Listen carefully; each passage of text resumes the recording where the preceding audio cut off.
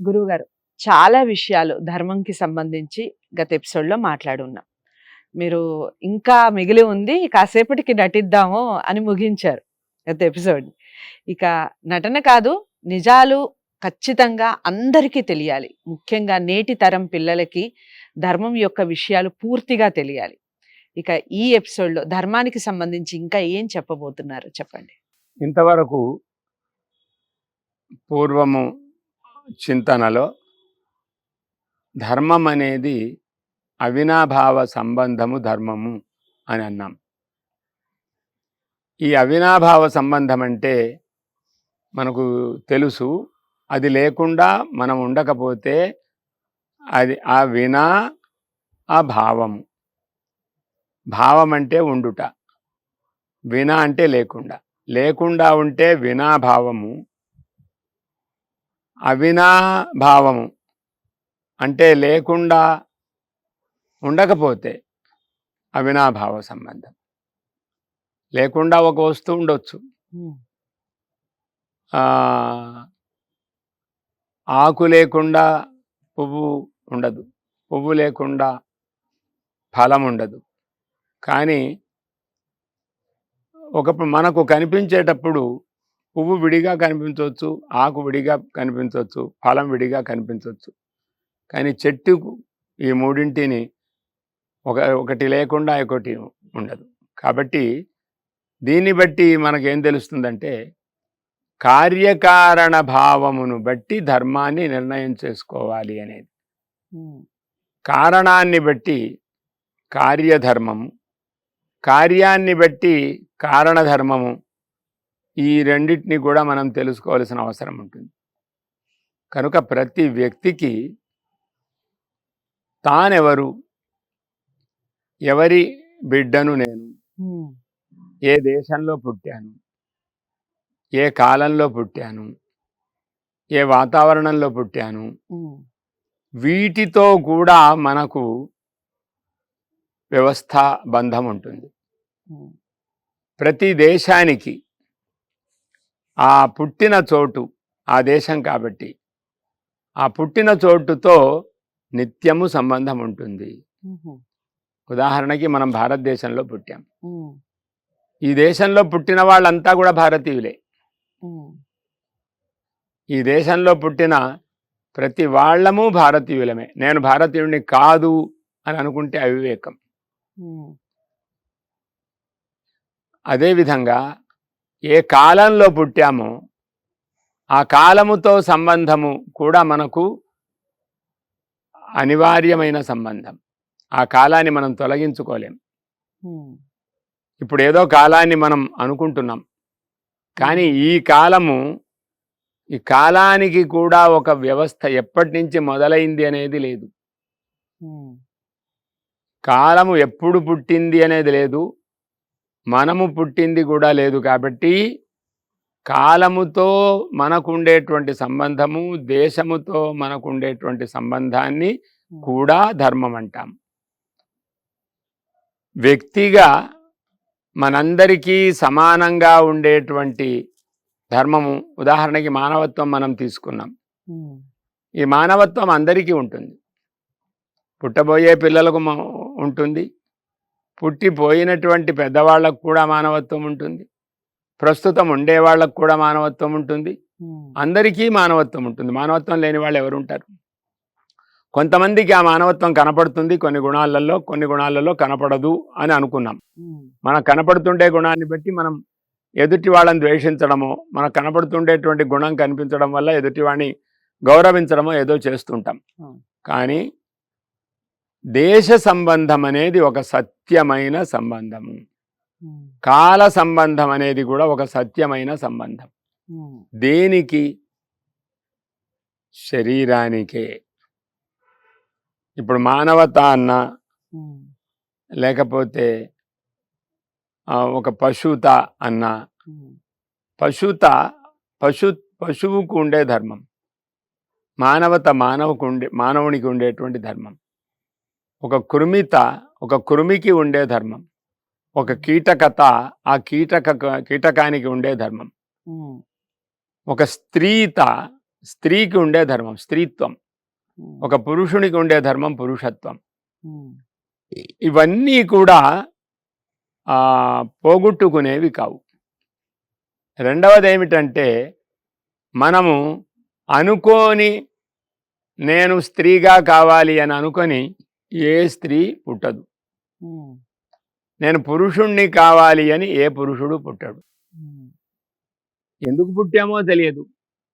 తెలియకుండా పురుషులుగా పుట్టాము, తెలియకుండా స్త్రీలుగా పుట్టాము. కాబట్టి స్త్రీలు పురుషులను వాళ్ళేదో మనకు అపకారం చేశారు అని ఆలోచించడం అనేది మహా అవివేకం. అదేవిధంగా కొంతమంది పురుషులు ఇప్పుడు ఈ కాలంలో అన్ని ఉద్యోగాలు స్త్రీలకే ఇచ్చేస్తున్నారు. మా పురుష ధర్మం అంతా కూడా పతితమైపోయింది, మేము కూడా స్త్రీలాగా పుడితే బాగుండునని ఇప్పుడు చాలామంది బాధపడుతూ ఉన్నారు. ఎందుకు అంటే ఆకర్షణ కారణం కావచ్చు, మరో కారణం కావచ్చు, వాళ్ళకు ఉండే ఉత్సాహ సంపద కావచ్చు, శారీరకంగా వాళ్ళకు ఉండేటువంటి రజోగుణం కావచ్చు, ఒక పద్ధతిని పాటించే లక్షణం కావచ్చు, అన్నిట్లో వాళ్ళని ముందు త్రోసేస్తున్నాము, ముందుకు వెళ్ళమని అంటున్నాము, ప్రోత్సహిస్తున్నాం. పురుషులను ప్రోత్సహించడం లేదు. కాలం యొక్క ధర్మం మారిపోయింది. కానీ గురువు గారు కొంతమంది అమ్మాయిలు కూడా అబ్బాయిలుగా పుట్టుంటే బాగుండేమో అనుకుంటూ ఉంటారు. అదే అదే చెప్తున్నాను, ఇది పూర్వకాలం ఆలోచన. ఇప్పుడు అమ్మాయిలు కూడా అబ్బాయిలాగా పుడితే బాగుండు అంటే కొంచెం పూర్వకాలపు ఆలోచన. కానీ మేము ఎందుకు అబ్బాయిలుగా కాకూడదు అనేటువంటి దృష్టితో మాత్రం ఇప్పుడు చాలా అల్లరి చేస్తున్నారు. ఎంత అల్లరి చేస్తున్నారు అని అంటే పురుషులు కూడా పూర్వకాలంలో చేయనంత అల్లరి చేస్తున్నారు. దీనికి కారణం ఏమిటి అంటే కేవలం అజ్ఞానం, మరో కారణం ఏం లేదు. ఎవరో పురుషులు బలవంతంగా వీళ్ళను స్త్రీలు చేసినట్లు, వీళ్ళకు అశక్తత వచ్చినట్టు భావించి పురుష ద్వేషాన్ని పొందడం అనేటువంటిది ఒక దోషం వస్తోంది. ఇది ఇప్పుడు ధర్మములో భంగము అంటే అర్థం ఏమిటి అంటే, నా ఇష్టముతో నేను పురుషుణ్ణై, నా ఇష్టముతో నేను స్త్రీనైతే ఇప్పుడే కావచ్చు కదా, ఎవరినేమన్నారు, ఎవరు అడ్డు పెట్టారు. కానీ మనకెవరికీ తెలియదు. తెలియకుండా జరిగిన దాన్ని ఎవరో ఒక కారణమని చెప్పడం అనేది పెద్ద దోషం. కాబట్టి మొదట మానవత్వాన్ని మనం ఆలోచించుకున్నాం. ఒక పశువుని ఎందుకు కాలేదని ఎందుకు ఆలోచించాం మనం? ఎందుకంటే పశువును మనం అదమాయించగలుగుతున్నాం, పశువును నియంత్రించగలుగుతున్నాం, దానిని మన చేతిలో ఉంచుకోగలుగుతున్నాం, ఒక మృగాన్ని చంపగలుగుతున్నాం, ఒక పక్షిని చంపేస్తున్నాం, ఒక కృమిని నలిపేస్తున్నాం, ఒక కీటకాన్ని నమిలేస్తున్నాం, అమాయకంగా తలలో పెరిగేటువంటి పేలను ఇలా అనేసేసి చంపేస్తున్నాం. దోమ వస్తే ఆ దోమను కొట్టడానికి మన కాలును గట్టిగా కొట్టుకుంటున్నాం. ఇంత అవివేకం ఎందుకు వచ్చిందో తెలియదు. అదేదో తన బుద్ధితో మనకు అపకారం చేసినట్లు, మనమేమో దాన్ని శిక్షిస్తున్నట్టు, అదేమో మనకు దొరకకపోతే పోయింది అని మన అవమానం జరిగినట్టు, మళ్ళీ ఎక్కడ ఉంది అని చెప్పని ఆ దోమ కోసం మనం ప్రయత్నం చేస్తూ అంటే చంపడం కూడా అపకారమే అంటారు. అపకారమే కదా. అంటే ఇప్పుడు అది మనకి హాని కలిగిస్తుంది కదా, మరి మన అది బుద్ధితో హాని కలిగింపజేస్తుందా? ఇది మనం ఆలోచించాలి. మనుష్యులుగా మనుష్యత్వము అని అంటే దేనివల్ల శారీరక ధర్మం చేత ఈ శరీర నిర్మాణ పద్ధతిని బట్టి మనం మనుషులం అవుతామా? మనలో ఉండేటువంటి గుణము మనుష్యత్వాన్ని చేస్తుందా? ఆలోచన లేకపోతే ఈ కృమికీటకాదులన్నీ కూడా నన్ను బాధిస్తున్నాయి కాబట్టి నేను దీన్ని బాధించాలి అనే ఆలోచన మనకు మనిషికి వస్తే మనం మనుష్యత్వాన్ని కోల్పోతున్నట్టు లెక్క. అదేవిధంగా ఒక స్త్రీత్వము నాకు వచ్చింది, ఈ స్త్రీత్వము నాకు వచ్చింది అది అనుకోకుండా వచ్చిన ధర్మం. నేనే పశువునైతే నేను మనుషులంతా బాధ పెట్టాను కదా. మరి మనుష్యులు పశువులను ఎందుకు బాధ పెట్టాలి అని పశువులు కూడా ఆలోచిస్తాయని ఒక ఆలోచన మనకు కలిగితే మనం పశువులను బాధ పెట్టం, పశువులను ఆహారంగా తీసుకోం, పక్షులను ఆహారంగా తీసుకోం. కాబట్టి ఏ జాతిని ఆ జాతిగా దాన్ని బ్రతికించాలి అనేటువంటి లక్షణం ఎవరికి ఉంటుందో అతడు మనిషి. కాబట్టి మనుష్యుడు అంటే దేనివల్ల మానవత్వం మనకు వస్తుంది అంటే మనము మన జాతి విశిష్టమైనది. మిగతా పశుపక్షి కృమికీటకాదులు కాలాన్ని బట్టి, దేశాన్ని బట్టి, చోటును బట్టి, అవి ఉండే చోటును బట్టి తమ యొక్క వ్యవస్థను మార్చుకుంటాయి, కాలాన్ని బట్టి తమ వ్యవస్థను మార్చుకుంటాయి. కానీ మనుష్యుడు ఏ కాలంలో అయినా సరే వ్యవస్థను మార్చుకోకుండా ఉండగలుగుతాడు, ఏ దేశంలో అయినా సరే వ్యవస్థ మార్చుకోలేకుండా ఉండగలుగుతాడు. అంటే మనుష్యునికి మిగతా పశుపక్షి కృమికీటకాదుల కంటే కూడా ఎక్కువ స్వతంత్రత్వం వచ్చింది కదా. ఈ స్వతంత్రత్వంతో మనము సదూహలను చెయ్యాలా, దురూహలను చెయ్యాలా? సదూహ అంటే నేను ఎలా బ్రతకాలో ఇతర ప్రాణులు కూడా అలాగే బ్రతకాలి అని ఆలోచిస్తే సదూహ. దురూహ ఏమిటి? ఈ పశువు నన్ను బాధిస్తోంది, పక్షి నన్ను బాధిస్తోంది, ఈ కీటకం నన్ను బాధిస్తోంది, కృమి నన్ను బాధిస్తోంది అని వాటిని అన్నిటి కూడా లేకుండా చెయ్యాలి, నిర్మూలించాలి, సమాజానికి విద్రోహం చేస్తున్నాయి అని ఏ ప్రాణికైనా అపకారము చెయ్యాలి అని ఉంటే మనకు మనుష్యత్వం అనే ధర్మం పోయిందని అర్థం. ఇది బాగా ఆలోచించాలి. అయితే ఈ భూమి మీద అసలు మనుష్యత్వం అనే ఇది ఉంది అంటారా మీరు? అంటే ఇలాంటి వాళ్ళు ఉన్నారా అసలు? మీరు ఎందుకు కాలేదు? నేను కాదు, అంటే అసలు అలాంటి వాళ్ళు మీరైతే ఒప్పుకున్నారు కదా, అంతే. అందరికీ ఆత్మ మీద ప్రీతి ఉంటుంది, మిగతా వాళ్ళ మీద ప్రీతి ఏదో కారణాల వల్ల. ఇప్పుడు మీరు దోమని చంపడం, చీమని చంపడం కూడా పాపమే అని భావించాలి అని అంటే అలాంటి వాళ్ళని అసలు మనం చూడలేం కదా. పాపము అని భావించడం ఎందుకన్నానంటే అవి మనకు ఏం ద్రోహం చేశాయి? అవి ద్రోహం చేయడం అనేది మనుష్య స్వభావమే తప్ప పశుపక్షి కృమికీటకాదుల స్వభావం కాదు. ఒకళ్ళకి అపకారము చెయ్యాలి అనేది ఎవరికి ఉంటుంది? మనుష్యులకు ఆలోచన పెరిగిన ఆలోచన వల్ల మనుషుడు ఆలోచిస్తాడు, నాకు వీరు అపకారం చేశారు, వారు అపకారం చేశారు అని. కానీ నిజానికి దోమలకు ఆ బుద్ధితో మనం గిల్లాలి అని ఉంటుందా? దాని ఆహారం కోసం అన్వేషణలో మనం దొరికామా? మనకి ఏదో అవగుణం లేకపోతే దోమలు కూడా రావు. అవునా? అవగుణం అంటే మనకు తెలియని మాలిన్యము దానికి తెలుస్తుంది, అది వెంటనే వచ్చి దాన్ని పట్టుకోగలుగుతుంది. లేకుంటే మనం దోమలను రప్పించామా? అదే వెతుక్కొని వచ్చింది కదా. ఒక చీమ వచ్చింది, తన ఆహారం కోసం అది వెతుక్కొని వచ్చిందా? మనము చీమలను వెతుక్కొని దాని ఆహారం ఇచ్చామా? అదేవిధంగా తనకు జన్మకు కారణంగా ఒక స్థానాన్ని సంపాదించుకొని మన తలలో పెరిగినటువంటి పేలు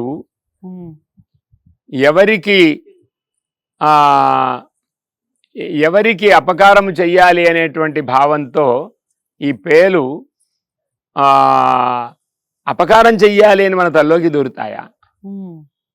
ఒక నల్లి ఉంటుంది ఆ మంచంలో, దాన్ని మనం శుభ్రంగా చేసుకోలేకపోయాం కాబట్టి అది వచ్చి చేరింది తప్ప ఇతర కృమికీటకాదులు కానీ ఇవన్నీ కూడా మనుష్యులకు ఉపకారం కోసము మన చుట్టుప్రక్కల ఉండేటువంటి వాతావరణ దోషాలను అలాగే ప్రకృతిలో ఉండే దోషాలను నివారించడానికి జీవో జీవస్య జీవనం అనే పేరుతో ఒక జీవునికి ఇంకొక జీవనం ఆహారం. నా బ్రతుకు కోసం నేను ఒక ఆహారాన్ని అన్వేషిస్తూ ఉంటాను. మనమే విధంగా మన ఆహారం కోసం మనం ప్రయత్నం చేస్తున్నామా? ఒక పక్షి తన ఆహారం కోసము ఎంత దూరమైనా కూడా వెళ్ళి వస్తోందా? ఒక మృగము కూడా ఎంతో దూరానికి వెళ్ళి తన ఆహారాన్ని మేతను తీసుకుంటోంది కదా. అది మేయనీయకుండా చేసి ఆ పక్షిని తినకుండాని చేసి ఆ పక్షినే చంపితే పాపం కాదా? కాబట్టి మనకు అపకారము చెయ్యాలి అనేటువంటి భావముతో ఏ ఒక్క మనుష్యుడు తప్ప ఏ వ్యక్తి అపకారం పొందాలి అని అనుకోడు. పశుపక్షి కృమిటకాదులకు అలాగే మిగతా జంతువులకు ప్రాణులకు సహజమైన వైరాలు ఉంటాయి. ఒక ఆహారం వస్తువు కనపడితే, ఒక ప్రాణి కనపడితే దాన్ని చీల్చి చెండాడి తినడం వాటికి ధర్మం. మనుష్యునికి అలా చీల్చి చెండాడి ఆహారాన్ని సంపాదించడానికి కాకుండా మనుష్యుణ్ణి శాకాహారముతో సస్యాహారముతో దేని బాధ మనకు తెలియదో అలాంటి ఆహారాన్ని మన కోసం కల్పించాడు భగవంతుడు. కాబట్టి ఇలాంటి మనుష్య ధర్మమునకు, పశుధర్మానికి, అలాగే పురుష ధర్మాన్ని, స్త్రీ ధర్మాన్ని, ఇవన్నీ కూడా మనకు పురుషత్వం అనేది స్త్రీలను బాధించడానికి రాలేదు. స్త్రీత్వం అనేది కూడా లొంగి ఉండడానికి రాలేదు. పూర్వ పుణ్యము గాని పాపము గాని రెండింటి వల్లనే మనుష్యత్వం కూడా వస్తుంది. పుణ్యము పాపము రెండు సమానమైనప్పుడు మనుష్యత్వం వస్తుంది. కాబట్టి స్త్రీలైనా మనుష్యులే, పురుషులైనా మనుష్యులే. పరస్పరం భావయంతః శ్రేయఃపరమవాప్స్యత అన్నట్లుగా ఒక పురుషుడు స్త్రీకి సహకరించాలి, స్త్రీకి పురుషుడు సహకరించాలి, పురుషుడు స్త్రీకి సహకరించాలి అనే భావంతో సృష్టిలో ఏర్పడ్డవి తప్ప మనము సృష్టించలేదు. కాబట్టి ధర్మాన్ని ఎవరో సృష్టించారు. అదేవిధంగా 2-3 విషయాల్ని మనం ఆలోచించవచ్చు. బ్రాహ్మణులు సృష్టి చేశారు. ఏ బ్రాహ్మణులు సృష్టి చేశారు? మాకు గొప్పతనం ఉంది బ్రాహ్మణత్వం అని వాళ్ళు పుట్టిన తర్వాత అనుకోవచ్చు, అది వేరు విషయం. అదేవిధంగా ఒక శూద్రుడు నాకు శూద్రత్వం ఒక గొప్పతనానికి కారణమని ఎందుకు అనుకోకూడదు? ఒక క్షత్రియుడు క్షత్రియత్వాన్ని ఎందుకు అనుకోకూడదు? ఒక వైశ్యుడు వైశ్యత్వాన్ని ఎందుకు అనుకోకూడదు? ఇలా బ్రాహ్మణ క్షత్రియ వైశ్య శూద్ర ధర్మాల్ని మన దేశములో మనము అలవాటుగా పాటిస్తున్నాము. అన్ని దేశాలలో ఇవి ఉన్నాయి. ఇవి ఎలా వచ్చాయంటే మన యొక్క జీవన విధానం ఎలా ఉంటుందంటే, భారతీయుల జీవన విధానం అన్నిటికీ ఆధారభూతమైన జీవన విధానం ఏమిటంటే పరస్పరం సహకారమే భారత జీవన విధానం. ఇంకొకళ్లకు సహకరించడమే తప్ప నా కోసము నేను బ్రతకడం అంటే అది భారతీయ ధర్మం కాదు. ఎవరికైనా ఏ జాతిలో పుట్టినా, ఏ కులంలో పుట్టినా, ఏ మతములో పుట్టినా తనను పోషించుకోవడము, తనను ఉద్ధరించుకోవడం కోసం కాదు, తన కుటుంబాన్ని పోషించుకోవడము, తన కుటుంబంలో ఉండే వ్యక్తులనే ఉద్ధరించుకొని వాళ్ళకే అంతా ప్రోగు చేసి పెట్టడం అనేది ధర్మం కాదు. ఎదుటి వాళ్ళ గురించి ఆలోచించడము ధర్మం. నేటి సమాజంలో మరి ఇలాంటి వారే ఎక్కువగా కనిపిస్తున్నారు కదా. తన కోసం, తన కుటుంబం కోసం ఆర్జించటం కానీ, సంపాదించటం కానీ, కూడబెట్టుకోవటం కానీ, నాది అనే భావజాలంతో ఎక్కువగా బ్రతికే వాళ్ళని మనం చూస్తూ ఉన్నాం. మనది అన్న మాట అసలు పూర్తిగా మర్చిపోయారనే చెప్పొచ్చు. మరి ఏమంటారు వాళ్ళ గురించి? దానికి ఏమిటి కారణం ఉంది చెప్తాను. చెప్పండి. కారణం ఏమిటంటే చెప్పేవారు లేక. ఒకటి విజ్ఞానం ఒక కారణం. విజ్ఞానము నిజంగా విజ్ఞానం కాదు. మన ఋషులు అందించిన విజ్ఞానము కంటే శ్రేష్టమైన విజ్ఞానం ప్రపంచంలో ఎక్కడా లేదు. ఇప్పుడు యంత్రాలను కనిపెడుతున్నాము అని అనుకొని ఉపకరణాలను ఎక్కువగా వాడుకునే రోజులు ఇవి. ఈ ఉపకరణాలు కారణంగా ఒకరికి ఒక ఉపకరణం ఉంటే ఆ ఉపకరణం నాకు కూడా ఎందుకు ఉండకూడదు అనే ఆలోచనలతో బ్రతుకుతున్నాం. కాబట్టి పోటీ అనేది పెరిగింది. పోటీ పెరిగినప్పుడు ఏమవుతుందంటే ధర్మం పోతుంది. ఎందుకంటే మనలాగానే వాళ్ళు కూడా కనపడుతున్నారు. మనలాగానే కాళ్ళు ఉన్నాయి, చేతులు ఉన్నాయి. ఈ కాళ్ళు చేతులు సమానంగా ఉన్నాయి కదా అని ఒక పశువు ఏదైనా ఇంకొక పశువును నాశనం చేయడానికి ప్రయత్నం చేస్తుందా? ఒక పక్షి ఇంకొక పక్షిని బ్రతకనివ్వకుండా చేస్తుందా? అవును. మన ఋషులు ఏం ఆలోచించి చెప్పారంటే ఒక్క మనుష్యునికి మాత్రమే రాగద్వేషాదులు బాగా ఉంటాయి. ఉమ్, రాగద్వేషాల కారణంగా మనుష్యులు వైపరీత్య భావాన్ని పొందుతారు. ఉమ్, ఈ వైపరీత్యమైన భావములలో ఒక భావము ఇది. ఓకే. అంటే ఎదుటి వాళ్ళ కోసము కాదు నా సంపద, నా కోసమే ఉమ్, అనేది ఒక దరిద్రునికి వచ్చిన ఆలోచన. ఉమ్, నేను సంపాదించింది నాకే ఉండాలి అనేది ఒక అధమునికి వచ్చినటువంటి ఆలోచన ఉమ్, అని చెప్పితే, ఓహో ఇది అధమ ఆలోచన, ఇది ఒక దరిద్రపు ఆలోచన అని మనకు అర్థమవుతుంది. ఓకే. మన 3 విషయాలు చెప్పారు మనకు. చెప్పండి. యజ్ఞ, దానం, తపశ్చైవ పావనాని మనీషిణం. ఉమ్, యజ్ఞం అనేది ఒకటి, దానం అనేది ఒకటి, ఉమ్, తపస్సు అనేది ఒకటి. ఓకే. ఈ 3 ఉమ్, ఉమ్, ఎప్పుడూ ఎవరికైనా అవసరం. ఎవరికైనా అంటే మనుష్యులకు అని అర్థం.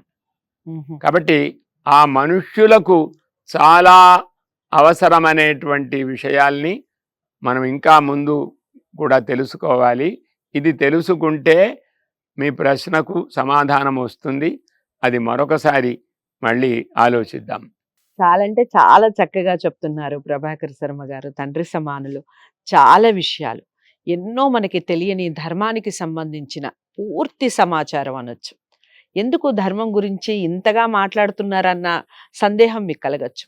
కారణం ఏమిటంటే, నేను ముందుగా ఇంట్రోలో చెప్పినట్టుగా ధర్మానికి సంబంధించి ప్రతి ఒక్కళ్ళు రకరకాలుగా మాట్లాడుతూ ఉన్నారు. ఇదే ధర్మం అని మాట్లాడే వాళ్ళు ఉన్నారు.